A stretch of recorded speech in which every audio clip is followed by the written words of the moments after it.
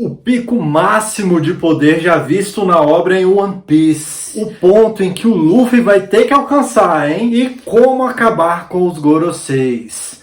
Quer saber sobre tudo isso e muito mais? Fica comigo, pois eu sou o John Edenus e fala, seus otakus, beleza? Vamos falar aqui a respeito do capítulo 1122 do mangá, tá certo?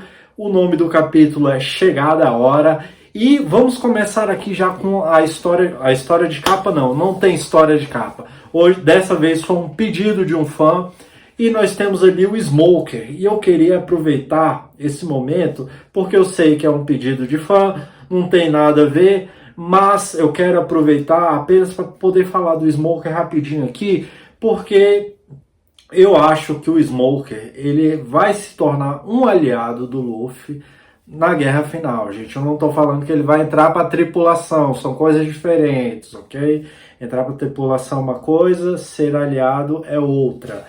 Então ele vai ser um aliado do Luffy e eu creio que... Porque eu fico olhando assim, cara, o Smoker, ele é um personagem um tanto irrelevante, né? E o Oda dá um destaque para ele, né? O Oda tá sempre colocando ele ali num ponto ou outro, mas eu acho ele bastante irrelevante, né? Ele não tem, desde que ele, lá em Logital tudo bem, né? Ele foi um antagonista, assim, que deixou a gente ali meio assustado, meio, caramba, e agora? Como é que o Luffy vai lidar com isso e tal, né? Mas depois que ele entrou na Grand Line, meu amigo, só apanhou. Lá em Alabasta ele não apanhou, mas beleza, levou uns empurrão, deu de cara na parede e tal, já começou a palhaçada ali. Em Marineford apanhou para Hancock. Na saída ali dos Homens Peixes já tô viajando aqui.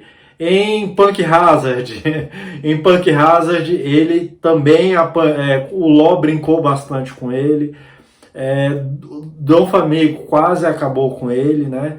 E recentemente ele ainda apareceu aí, né? Depois de um ano ele apareceu vendado, né? Cheio de vendas no corpo, apanhou para não sei quem. Então assim, ele não é um personagem muito relevante, assim, não é aquele cara poderoso que vai fazer alguma coisa e não tem uma ambição, né? Igual o Kobe, por exemplo, que tem a questão dele se tornar um almirante da Marinha, né? E a gente torce para que isso aconteça. Eu não sei, ele estando na SWORD, eu não sei se isso pode vir a acontecer, né? Mas, enfim, a gente tem essa expectativa.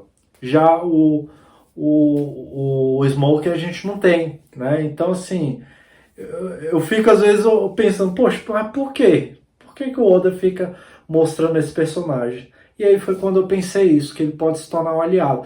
E a gente vê ele desde lá de Alabasta, né? Ele tanto questionando ordens do governo mundial, né? Tanto é que hoje está na SWORD, né? E ele vendo ali o Luffy fazendo as coisas, né? Fez por Alabasta, ele viu ali o que ele fez na Ilha dos Homens Peixes, né? Com certeza os piratas que foram presos, eu acho que isso foi até citado na obra, né? Os piratas foram presos, contou para ele a respeito do que aconteceu lá. Em Punk Hazard, ele viu ali a tripulação inteira do Chapéu de Palha, tudo que eles fizeram lá. Com certeza o Fugitora falou muitas coisas a respeito do que aconteceu em Dressrosa. X-Drake, que também faz parte da SWORD, né? Com certeza também falou a respeito do que aconteceu ali um ano. Né? Então, assim, eu creio que o Smoker ele já não vê no Luffy um vilão, né? Mas, né? Então, assim, para ele se tornar um aliado, eu creio que tá mole. Então, deixando a história de capa de lado, vamos logo aqui para o Barba Negra. Gente, eu vou falar só as coisas importantes desse capítulo, viu? Eu não vou ficar falando a respeito de cada detalhe, cada fala, cada quadro, ok? Eu vou falar apenas o resumão, aquilo que eu achei interessante, que eu posso transmitir para vocês, que talvez seja alguma novidade para vocês, né? Ou que façam vocês refletir. Então, nós temos aqui o Barba Negra. O Barba Negra, a Catarina Devon, né, liga para ele através do Edenmush para falar a respeito do Caribou. E aí, isso me deixa com uma certa preocupação, né? Porque já deixa essa tensão no ar, porque o Barba Negra descobrindo, né, a respeito das armas ancestrais, ele vai atrás rapidinho, é rapidinho, ele vai atrás, meu amigo. E não é igual o Luffy que, deixa pra lá, né? Então, assim, o Barba Negra vai tomar a dianteira, né? E aí é o grande problema. Mas eu penso em algumas coisas. Por exemplo, ele entrando na Ilha dos Homens Peixe, moleza para ele, moleza, né? O Luffy lá atrás, ele poderia acabar com a Ilha dos Homens Peixe só o bando dele, né? Então, assim, tava fácil para ele naquela época. Imagine pro Barba Negra, né? O Barba Negra já tem uma frota, né? Um Yonko, né? Forte, tudo mais. Então, assim, pro Barba Negra tá mole sequestrar Shirahoshi. Ele faz o que quiser lá na Ilha dos Homens Peixes. Mas em Wano a história é diferente, né? Então em Wano eu não sei se ele vai ir para um enfrentamento ou se ele vai tentar entrar de forma sorrateira, né? Tudo ali na escondida, para ver, né, se consegue encontrar Pluton, né? Porque em Wano ele vai entrar em guerra com um país, né? Ele vai ter um exército ali de um país inteiro, vai ter Yamato, né? Yamato, apesar que está peregrinando por aí e tudo mais, mas ela vai também, né? Possivelmente ela pode vir, né? Ser chamada e lutar aí contra a tripulação do Barba Negra. Então vai ter Yamato, vai ter os Bainhas, né? E tem o Momonosuke. Quando o Kaido estava lá, eu acho que o Barba Negra não iria tentar entrar lá, não. Mas, né, com o Momonosuke não chega nem perto ainda do que tá o Kaido, né? Apesar que teve ali o Urukugyu que entrou lá e ele usou o Borobrief pela primeira vez e tal, mas ainda assim ele não tá nada pronto ainda para enfrentar um Yonko, né? Nada pronto para enfrentar o Barba Negra. Até porque, assim, ele só deve ter treinado ali, né? Não teve desafios para evoluir e tudo mais. Tudo bem que ele tem a fruta do Kaido, tudo bem que ele ficou adulto, né? Um adulto muito forte que a gente vê. Provavelmente ele tem os atributos de Oden, mas ainda assim ele está muito verde para a coisa, né? Então, porém, ele associado aos Bainhas e a Yamato, né?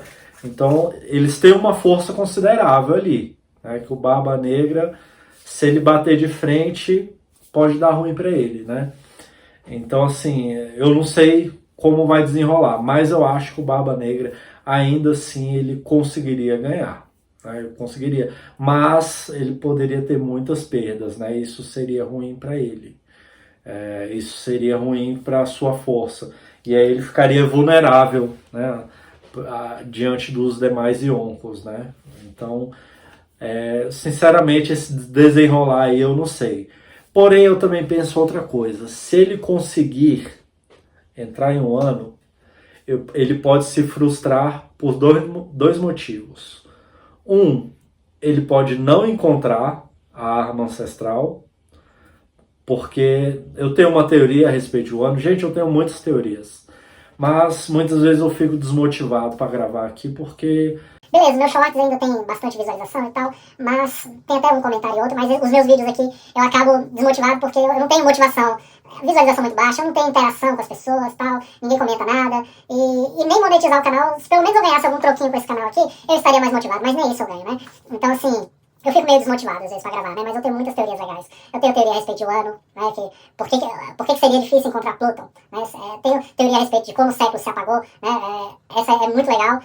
Tenho teoria a respeito da árvore, das árvores também, tem um monte de teoria legal, mas eu fico só adiando, e tem vídeo pra fazer, tem review pra fazer, e eu não tô fazendo. Realmente, tá um pouco difícil, né? Às vezes eu me esforço, às vezes eu não consigo. Então, se eu tivesse um pouquinho mais de motivação, eu faria mais, né? Mas enfim, voltando, o Barba Negra pode não conseguir... ele pode não conseguir achar, né, a arma ancestral e ele se frustra, ou ele pode encontrar né? E essa arma ancestral ser um escudo para Zunisha, que é uma teoria que está rondando aí pela internet, né? Tem muita gente falando a respeito disso.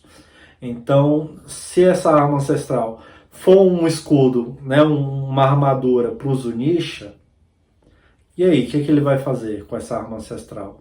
Não pode fazer nada. Só o Momonosuke pode dar ordens para Zunisha. E aí ele se frustra, né? E aí ele vai lá, sequestra Shirahoshi e vê que também talvez ele não faça nada, porque, né, ela não vai querer fazer nada, né? Talvez ele não consiga, né, coibir ela a fazer alguma coisa, e aí ele se frustra, e aí isso vai lembrar ele do que o Barba Branca falou, né, que ele não era o Di que o Roger esperava.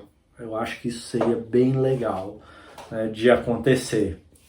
Ou também, talvez ele encontre, né, talvez não seja uma armadura, mas talvez essa arma ancestral precise da Mother Flame, né, que Uranus precisa da Mother Flame, apesar que não foi confirmado ainda que aquela coisa que apareceu lá no céu é Uranus, mas é bem provável que seja, e talvez ela precise da Mother Flame, né? Mas também eu acho improvável isso acontecer, de precisar da Mother Flame, porque uma é uma arma tecnológica, outra é uma arma, né, biológica, vamos dizer assim, arma biológica, porque é um ser, né, é uma sereia e tal. Então, acho que a terceira, né, não poderia ser igual ao outro, né? Então, deve ser algo diferente desses dois, né? E aí, possivelmente, talvez essa ideia de ser uma armadura seja, né, possível. E aí, depois nós vemos ali quer dizer, tem muitas coisas, mas o que eu queria ressaltar aqui é o hack do rei estocado em cordinhas, né?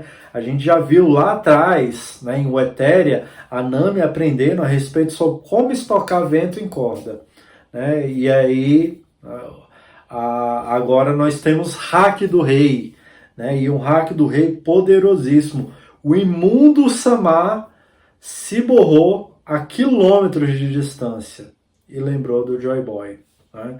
Então, assim, a uma distância incrível, ele percebeu o hack do rei Joy Boy. E isso provavelmente é o pico de poder, né? Ao meu ver, ele está muito acima do hack do Shanks, né? Apesar que a gente ainda não viu, né, toda a extensão do poder do Shanks.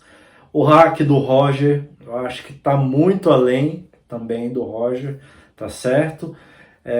Apesar também que a gente não viu a extensão máxima do poder do Roger, né? Mas eu acho que está muito além de todo mundo, e eu acho que esse é o ponto em que o Luffy vai precisar chegar, né? E aí ele vai superar todo mundo, tá certo? Pelo menos todo mundo, né? Shanks, Roger, essa parte aí da era atual, né?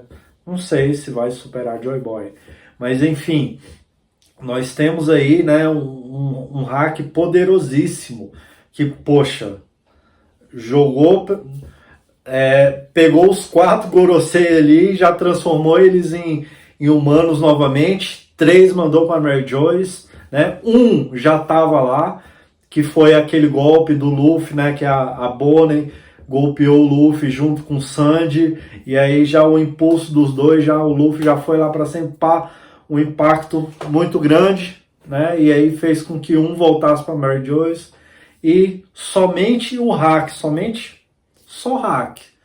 Não teve golpe, não teve nada, né? Porque o que o Luffy fez foi hack e força bruta juntos, misturados, né? E mais o impulso que foi dado ali pelos outros dois, né? Então, assim, ali não, ali foi puro hack,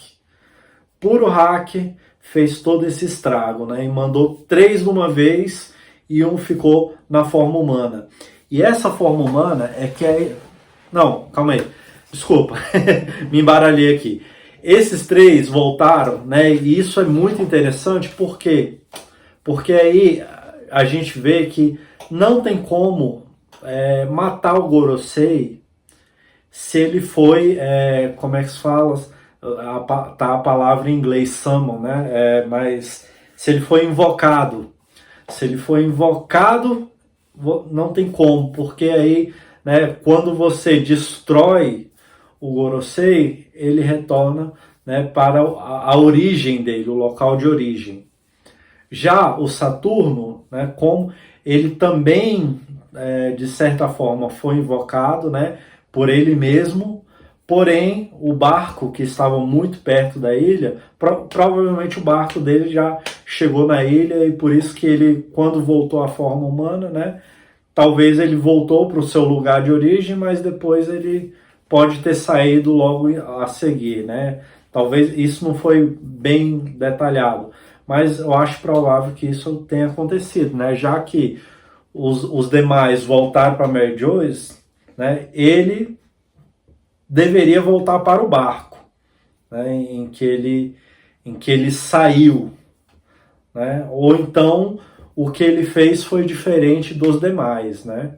Aí isso aí a gente não tem como saber ainda, né? Mas o Saturno, que era o único que foi presentemente com seu corpo físico para lá, ele não voltou para Mary Joyce. E aí é o momento que eu acho que para poder matar o Gorosei, ele precisa estar nessa forma humana, né? Então assim, todo o esforço que foi feito para acabar com aquele monstro gigante, né? Aí depois ainda vai precisar fazer mais um esforço, porque você vai precisar atacá-lo na sua forma humana, né? Então assim, não adianta acabar só com o monstrão. Tem que ir para a forma humana, porque aí é o momento em que ele vai estar vulnerável, né? É o momento que ele vai estar no seu corpo real, e aí é quando, né, é possível acabar com o Gorosei definitivamente. Para finalizar aqui, vamos falar a respeito de Joy Boy, que o Emmett, né, nas lembranças ali do Emmett, ele está vendo, a gente vê uma silhueta de Joy Boy, nós vemos chapéu de palha, né? Um detalhe também, quando o Luffy fala a respeito do nome dele, né, algumas pessoas já até chegaram a falar que Joy Boy poderia ser um Monk, né, da família Monk. Disso não, eu acho que não é, né, porque quando o Luffy fala o nome dele, o Emmett só repara no D, né, ele não repara no Monk, né, o Monk ele descartou completamente, ele só fala de alguma coisa, pode estar relacionado às famílias, ele pode ter conhecido ali, ou pode ter algo que ele só viu iniciando, né, e não viu o que aconteceu depois, mas provavelmente ele viu a origem desse D, né? Então, assim, esse D, o Emmett tem alguma informação ali. Seria legal se isso fosse mostrado, mas eu acho que isso não vai acontecer, né? Alguém que finalmente sabe, né, o que significa D poderia estar falando alguma coisa, mas eu acho que isso não vai acontecer, né? Pelo menos mostrasse a origem, né? Falasse pelo menos um comecinho ali, uma pista de como surgiu esse D, né? São famílias, né? É um nome inventado apenas para reconhecer os aliados, então, né? Poderia falar alguma coisa, mas, enfim, eu acho que não vai falar, né? E aí nós vemos ali o Joy Boy, né, com seu chapéu de palha, a sua roupa, eu senti que pareceu muito com a roupa que o Luffy estava usando em Wano, eu achei muito parecido, né, o Luffy com aquele sobretudo, né, aquele momento em que ele foi lutar contra o Kaido, eu achei que tá muito parecida essa silhueta com a do Luffy, né, a diferença apenas que a calça do Luffy, né, ele tem um frufruzinho ali no final da calça, né, enquanto o do Joy Boy parecia não ser, né, parecia ser só uma calça normal, né, então assim, mas eu achei muito parecida a roupa dos dois, né, e porém o Joy Boy, né, ali na silhueta ele já parecia ser um homem mais adulto, um pouco mais alto, né, e um detalhe também é que o Joy Boy não parecia estar na forma de Nika, né? Que o Luffy, quando entra no Gear 5, né, na forma de Nika, ele não parecia estar nessa forma. O que me deixou um tanto intrigado, porque episódios antes, né, capítulos antes, nós vimos ali o Emmett, né? Ele ficou confuso, né? Caramba, o Joy Boy estava aqui agora há pouco, o que aconteceu? Por que ele sumiu? Ah, o Joy Boy voltou e tal. E assim, se ele soubesse, se o Joy Boy também ficasse nessa transição entre Gear 5, modo base, Gear 5, modo base, né? Se ele pudesse passar por essas transições, eu acho que esse robô, que é inteligente o suficiente para entender isso, né? A gente vê ali que ele não é um robô programado que faz, sabe, faz as coisas assim dentro da programação dele. Não, ele parece ser um robô inteligente, capaz de pensar, raciocinar e tudo mais. Então eu acho que esse robô entenderia muito bem que, caramba, Joy Boy tá aqui, então ele deve ter saído do seu modo Nika, né? Não sei se chamava também de Gear 5, né? Provavelmente é o Luffy que chama de Gear 5, não sei se Joy Boy chamava desse nome também, né? Então vamos falar aqui modo Nika.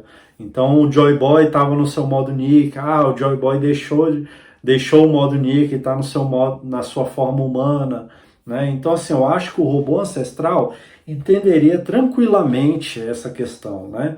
Porém, ele ficou bastante confuso, o que me fez pensar que, né, o Joy Boy ele estava constantemente na forma Nika, né?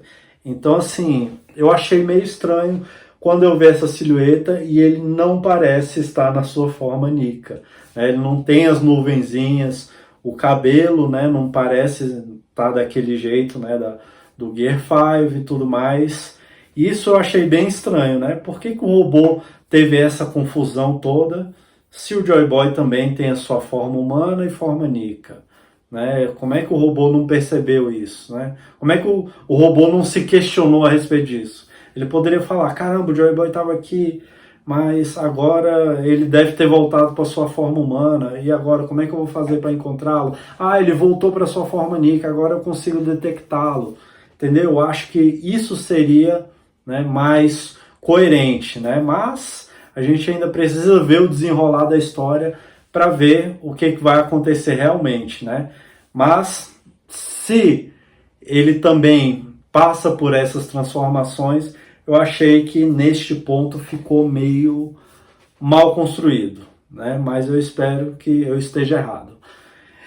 E, né, eu esqueci o que eu ia falar. Eu ia falar a respeito, Joy Boy. Inclusive, eu lembrei agora, né, o Joy Boy não é um gigante, como dizem por aí, né? Inclusive, isso era algo que eu queria ter falado. Quando o Dr. Vegapunk falou que Joy Boy era um homem, eu esqueci, era o homem mais poderoso, eu não lembro agora o que ele falou, mas ele usou o termo homem para o Joy Boy, né? E muitas pessoas continuaram dizendo que Joy Boy era um gigante e tudo mais, e eu não gravei nenhum vídeo a respeito disso, porque eu queria ter falado isso, que Joy Boy era um homem. Se eu tivesse gravado um vídeo aqui, aí eu iria provar, cravei, tá certinho, Joy Boy é um homem, não é um gigante. Eu pensava também que era um gigante, eu achava que poderia ser um gigante, né? Mas a partir do momento que o Dr. Vegapunk falou que ele era um homem, aí eu já, e tinha muita gente ainda falando que era um gigante, né? Pra você ver, eu não gravo as coisas, agora não tenho como mais provar. Mas é isso aí, esse foi o review desse capítulo. Semana que vem não vai ter capítulo novo, tá certo? E comenta aí, deixa o like, beleza? Compartilha, se inscreve. Até mais.